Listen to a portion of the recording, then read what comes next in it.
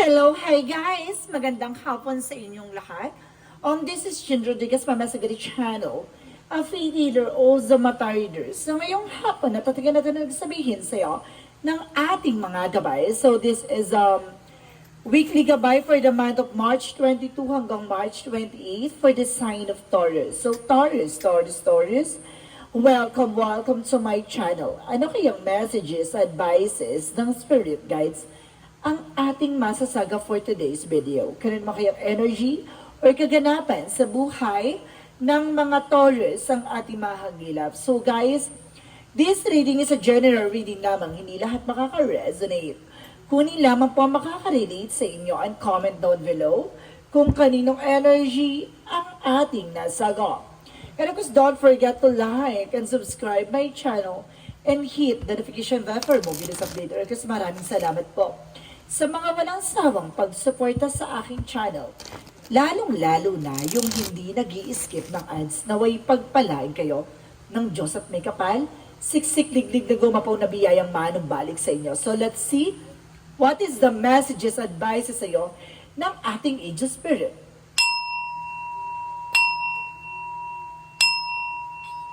Angel Spirit Guide, please give me information for the sign of Taurus.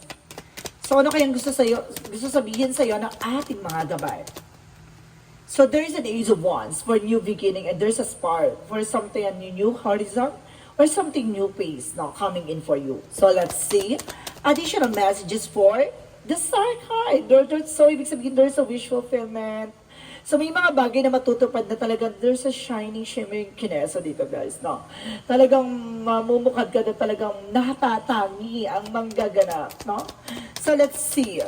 And of course, there's a Three of Swords in reverse. So there's a recovery from the pain. So paring makaka-recover ka na sa sakit, kirot, pighati, ano man yung naranasan mong pananakit, at ano man sakit yung naranasan mo from the past ay maaari ng humilom or maaaring suddenly guys, kumaga may bigla ang pagbabago sa finances or kumaga, example, kumaga mayroon kang financial crisis, ibig sabihin dito unti-unti ka na makaka-recover. At the same time, there's the Nine of Pentacles, a blossoming abundance. So maaring lalago at lalakas ang iyong finances or the source of income or either magkakaroon ka ng increase for salary. So let's see additional messages for the Three of Wands. So there's a waiting for result,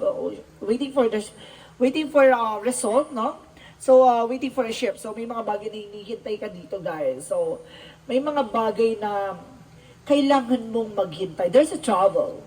Okay, so let's see what is additional messages for the Wheel of Fortune. So, there's a good luck. No? There's a destiny will happen. No? Talagang magaganap na ang pagbabago. Talagang makukuha mo what you deserve.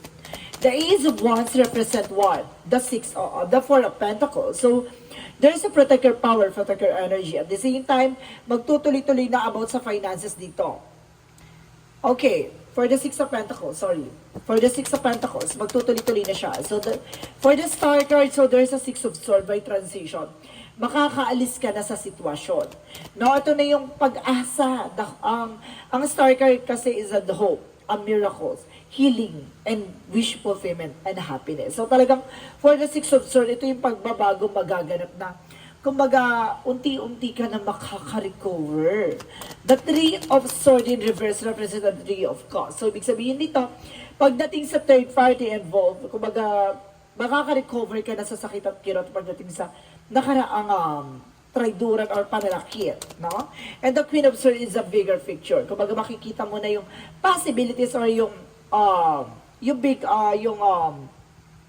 posibilidad na mangyari, no?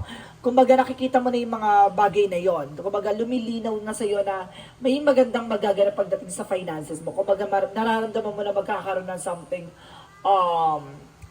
upgrade, no? Pagdating sa mag-increase yung finances, kumbaga mag-upgrade yung mga things sa paligid mo. Kumbaga may mga bagay na unti-unti siyang magkababago. Now, there's a transition. And of course, there's a Three of Wands for the Eight of Wands. So, there's a fast communication and fast movement. So, maaaring there's a travel, guys. Talaga may travel talaga sinasabi dito. And of course, there's a Ten of Swords. See? The Wheel of Fortune turning back to the sender. The Ten of Swords is a backstabbing sabotage. No? Impostor. Kumbaga marami man taong tinraidor ka, nakapagsinungaling sa'yo, niloko ka, no?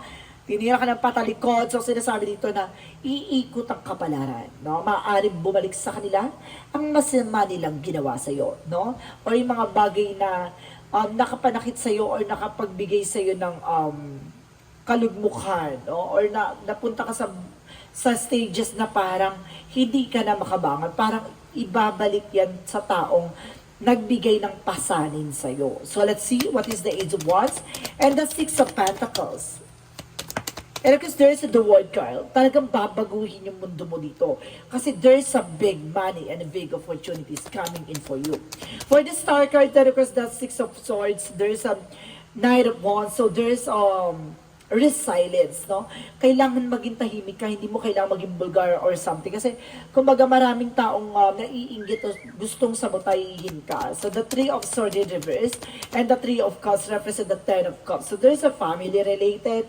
So, suddenly guys, no, yung taong third party is maaring, kumbaga, maaring ka family mo. No? And of course, there's a Ten of Cups for happiness. So, maaaring magiging masaya ka dito. And of course, matutupad yung mga pangarap mo. The Nine of Pentacles and the Queen of Swords represent the Five of Pentacles. So, talaga sinasabi dito, lagi mo pakakatandaan yung bigger picture of yourself. Titignan mo yung possibilities para hindi ka na ulit magkaroon ng financial crisis.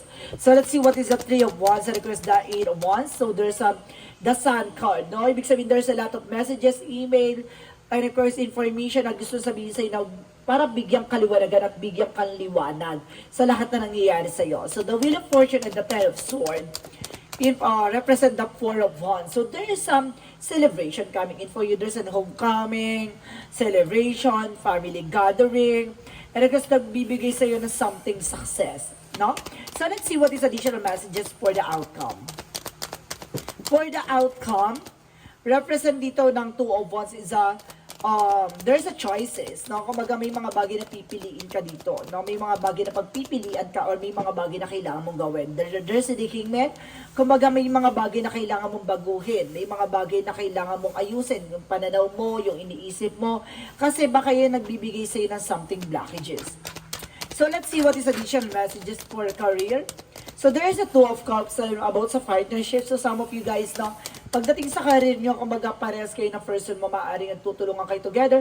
And the Four of Swords, there's something fear, and of course, a sleepless night. Kumbaga, workaholic kayo or over-fatigue na kayong dalawa. So, kailangan nyo ng pahinga. Now, so let's see what is additional messages for love life. So, there's a Two of Swords by indecision. May mga bagay na parang hindi kayo mapag-desisyonan dito or nahihirapan kayo mag-desisyon with the death card. May mga bagay na kailangan nyo tapusin.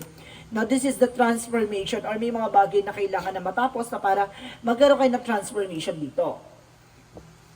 So, let's see what is additional messages for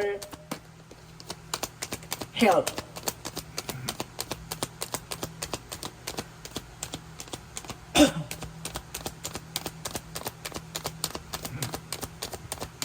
For health, so there's the Chariot card. There's an action. No, kumaga may action dito guys, no. Kumaga there's an information na unti-unti nang makaka-recover. Unti-unti ka na, there's a movement, may paggalaw talaga, there's some changes.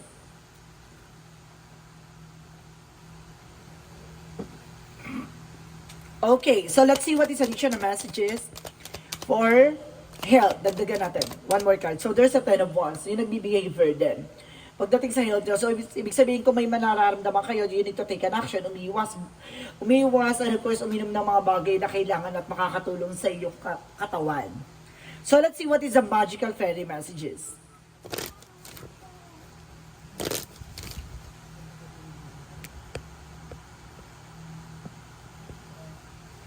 For magical fairy messages, represent new career. So, may bagong career dito. There's a success direction and positive new, and there's a children. So, some of you, may mga kapatid ka, may mga anak ka. So, there's a possibility na part siya ng purpose mo. So, let's see. What is additional messages for Yin and Yang Oracle card?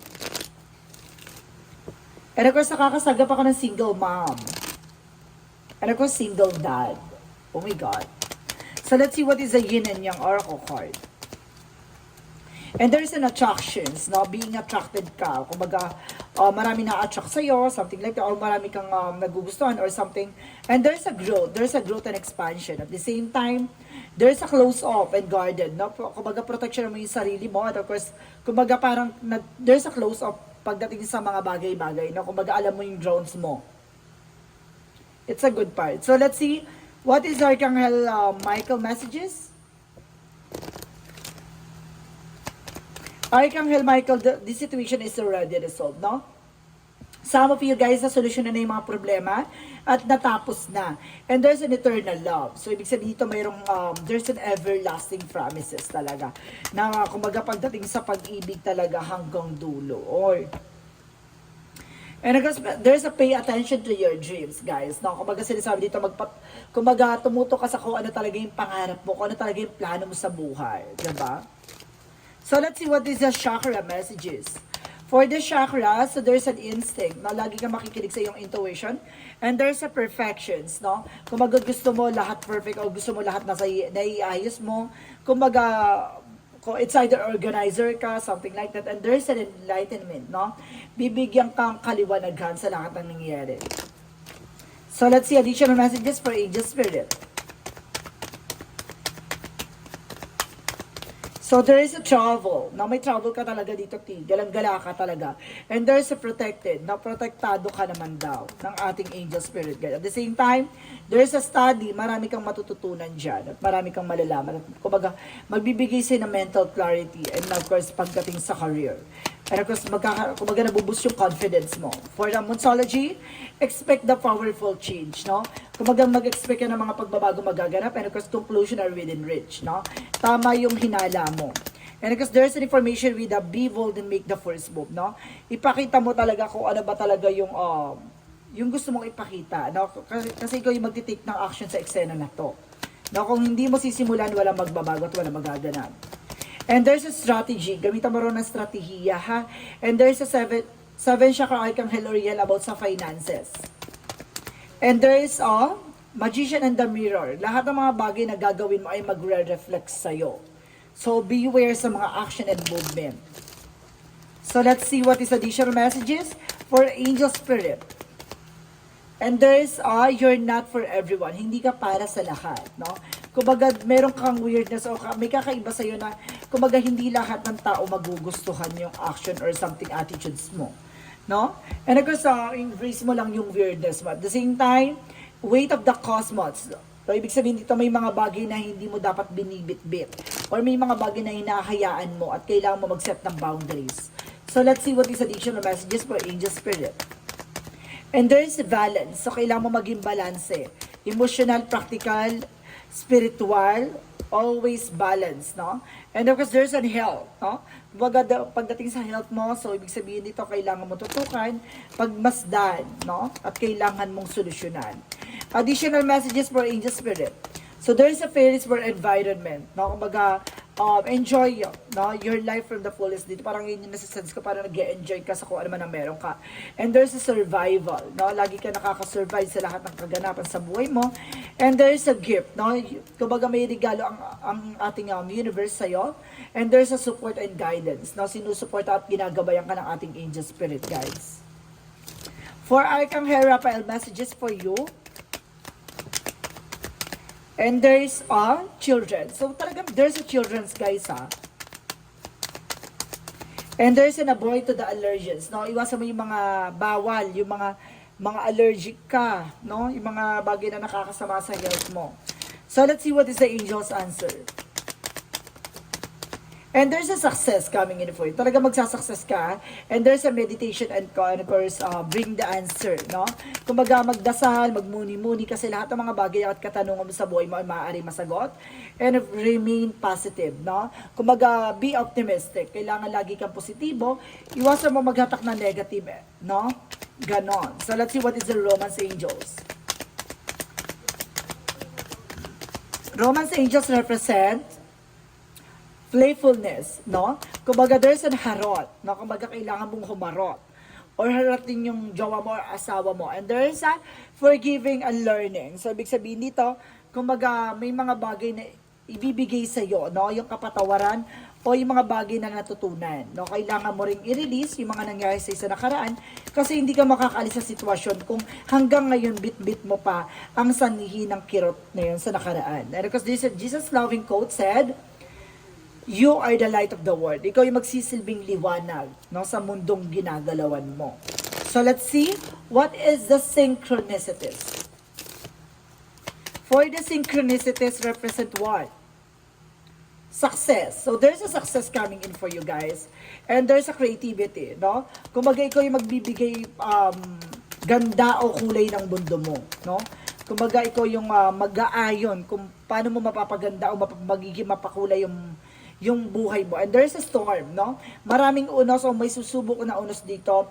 Kumbaga sinasabi sa'yo dito, patibayin mo ang pundasyon mo kasi there's a success. Maraming taong gustong gibain or gustong magiba ka. Maraming taong gustong masira ka, pero sinasabi sa'yo dito, magtatagumpay ka. So let's see what is the angel's number. The angel's number represents, there's a 555, clarity. See, binibigyan kang kaliwanagan. Binibigyan ka ng malinaw na kaisipan at binibigyan ka ng malinaw na pangyayari at kaganapan. Great transformation, major changes, opportunities, and fast-paced forward process. You aren't a victim of circumstances. Rather, you are a beneficiary of it. If that were that case, life would be pretty dull.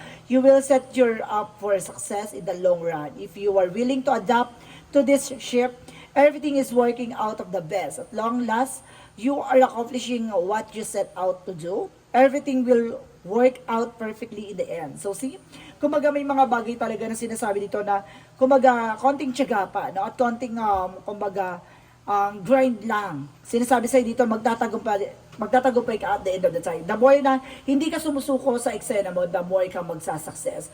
Lahat ng kaganapan o aspeto sa buhay mo. So let's see, what is the messages of life? So I reap what I sow. So sinasabi dito, today I remember that all I think and all I do will come back to me in some ways. I understand that I reap the fruits of what I sow and fill my life with thoughts and deeds for of abundance. Light and love, I sow dead seeds knowing I will harvest the greatest of riches. See? Kung ano yung mga bagay na itinanim mo, kung ano man yung mga bagay na ginawa mo, at the end of the time, makukuha mo what you deserve. So, ibig sabihin dito, sa lahat ng mga bagay na ginagawa natin, pakakatandaan na there's a consequences. Ha? Kaya huwag kang gumawa ng isang bagay na alam mong sasampalin ka ng katotohanan sa mga susunod na eksena. So, guys, this reading is a weekly gabay for the month of March 22 hanggang March 28 for the sign of Taurus. So, Taurus, maraming salamat for this wonderful reading. So once again, this reading is a general reading namang hindi lahat makaka-resonate.